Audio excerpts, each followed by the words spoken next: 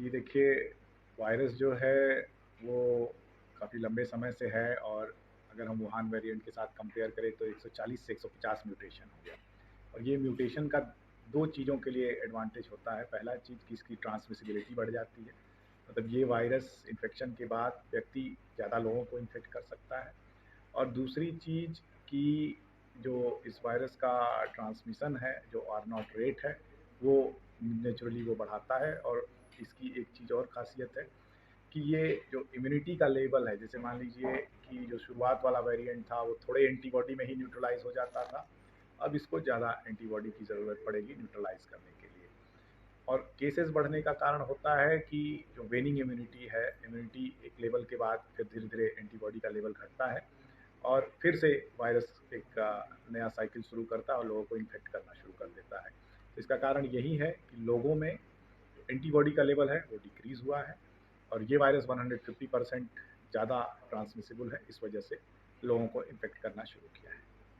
क्या लगता है कि तेजी से मामले आ रहे हैं, ये लगातार ऐसे ही बढ़ते रहेंगे या वापस एक समय के बाद फिर कम हो ये जाएंगे? देखिए, एक दो हफ्ते में तो ये बहुत क्लियर हो जाएगा, जब अगर 4-5 हज़ार केसेस पर डे आने शुरू हो जाएं। लेकिन ऐसी उम्मीद है बहुत कम। और ऐसा अभी तक देखा गया है कि मानसून में कभी भी ये वायरस उतना तेजी से फैला नहीं है। शायद जो वातावरण में ड्रॉपलेट्स है वो हैवी हो जाते हैं और इसकी ट्रांसमिसिबिलिटी घट जाती है। पर ये बहुत सारे रीजन्स है, इस पे अभी भी बहुत सारे लोग शोध कर रहे हैं। लेकिन ओवरऑल अगर हम लोग देखें तो पहला जो वेव था जिसमें कि वुहान वाला वेरिएंट था, उसमें और उसके बाद लॉकडाउन और बहुत सारे मेजरमेंट्स भी लिए जा रहे थे, तो उसको पीक पे पहुंचने में लगभग 2 महीना लगा। दूसरे वेव में जो कि डेल्टा वेरिएंट था वो लगभग 20 से 30 दिन लगा, लगभग 1 महीना मान के चलते हैं, 1 महीने के आसपास उसको लगा पीक पे पहुंचने में और फिर उसके बाद ये ड्रॉप होने लगा।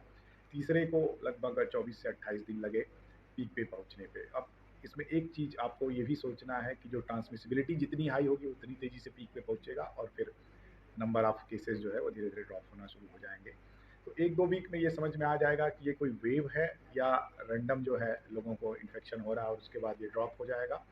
और अगर कोई वेव होगा तो लगभग जो है वो 3 से 4 वीक में इसको पीक पे पहुंच जाना चाहिए और उसके बाद केसेस जो है वो गिरने शुरू हो जाने चाहिए।